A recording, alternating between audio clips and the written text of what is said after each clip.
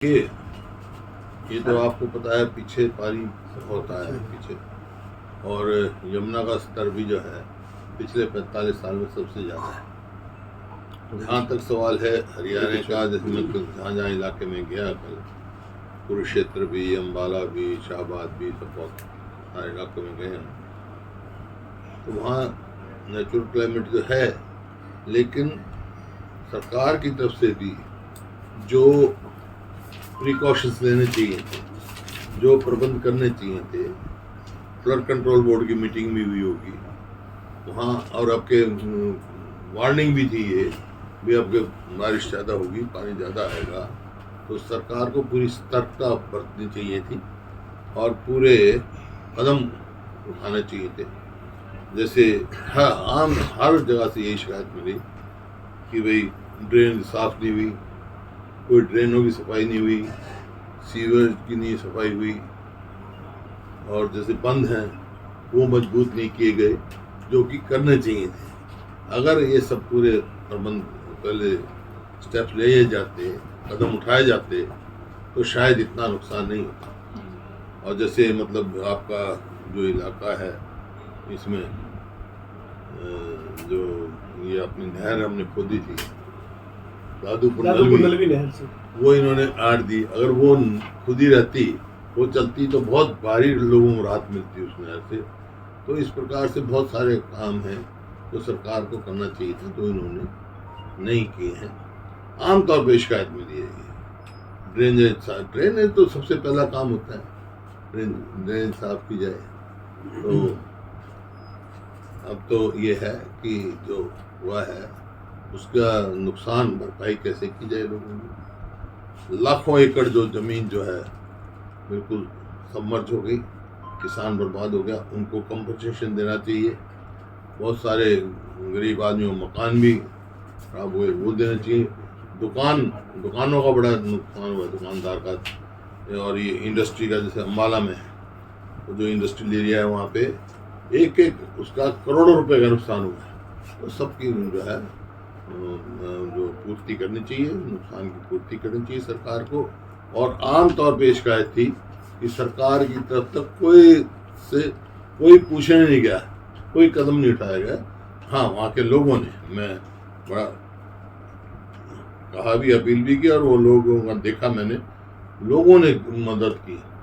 मतलब ट्रॉलियों में भर भर के लंगर ले जा रहे थे लोगों, जैसे ट्रैक्टर में गए, पानी भरे थे, सब दुकान बंद थी, कोई छत पे बैठे थे, उनको घर घर तक खाना पहुँचाने का काम, पानी पहुँचाने का काम लोगों ने स्वयं किया। जो वहाँ सेवा कर रहे थे, जो उन सेवकों ने किया, बहुत अच्छा काम किया।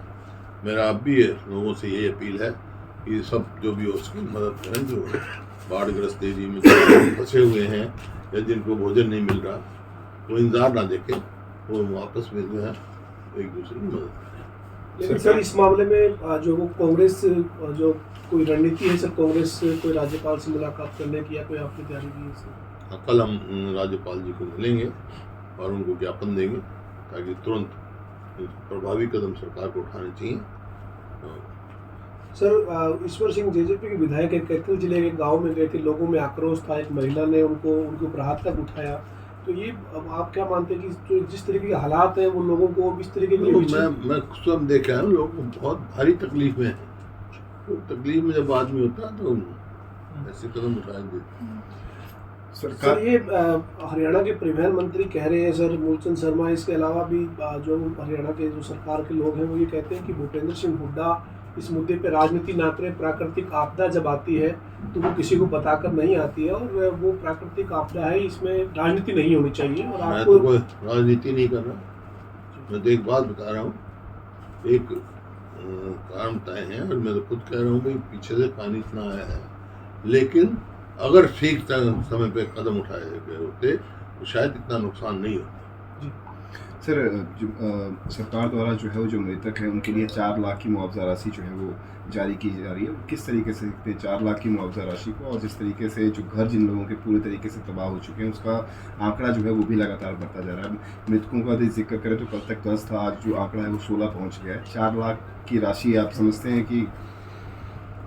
देखिए, राशि 4 लाख की दी है, वो भी तुरंत देनी चाहिए, लेकिन 4 राशि और ज़्यादा महंगाई को देखते हुए ज़्यादा देनी चाहिए, जो भी ज़्यादा दी जा सके।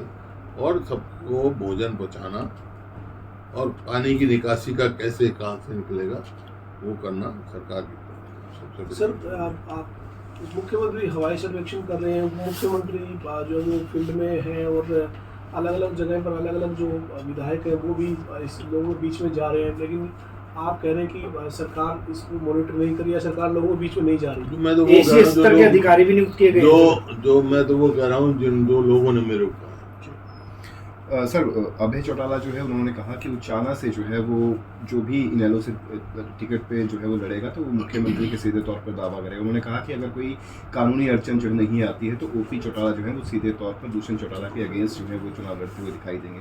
किस तरीके से देखते हैं? इसमें देखना क्या प्रजातंत्र है, कानूनी दायरे में जो भी लड़ सकता है। आप लड़ना चाहो आप लड़ लो, हाँ कोई भी लड़ ले भाई, किसमें क्या मनाही थोड़ा है प्रजातंत्र में, कोई भी लड़। लेकिन जो परिवार के अंदर जो खटास है वो लगातार बढ़ती जा रही है। एक बड़ा कुनबा था, वो कुनबा बढ़ता जा रहा है, कुनबा अपने एक दूसरे के सामने खड़ा हो रहा है। कितना फायदा जो है इससे कांग्रेस को होगा और बीजेपी को होगा, क्योंकि 2 पार्टियां इनेलो और जसपा जो है वो आपस में का या टकरा रही कांग्रेस का बात नहीं, लेकिन लोग हरियाणा के लोग मन बना चुके हैं कांग्रेस पार्टी को जीते हैं। और चाना से जो भी कांग्रेस पार्टी का उम्मीदवार होगा वो जीतेगा। सर आपका विपक्ष आपके समक्ष कार्यक्रम भिवानी में 9 तारीख को था सर, जो वो किस तरह का आप उसको सफल कार्यक्रम कितना सफल मानते हैं? दूसरा ये अगला विपक्ष आपके समक्ष कार्यक्रम शायद अंतिम कार्यक्रम में एक बाकी था सर, अब वो अंतिम नहीं है, ये 2 बाकी हैं। 2 बाकी सर, कब तक और आपकी तैयारी है? बड़ा जबरदस्त जन समर्थन मिला विपक्ष आपके कार्यक्रम को भिवानी में।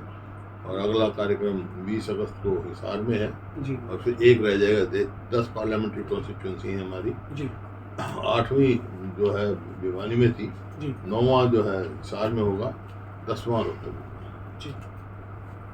सर इस जो आपका विपक्ष समर्थन है इसमें किरण चौधरी और उनकी बेटी जो है वो नहीं आई थी, कोई बात नहीं, वो अलग से प्रोग्राम कर रही थी, गुड कोई बात नहीं, कांग्रेस का वो करे ना, प्रचार करें। एक ही दिन सर दूसरा कार्यक्रम पैरेलल तय हो जाएगा सर, होगा अपना कार्यक्रम, कांग्रेस का ही प्रचार करें ना।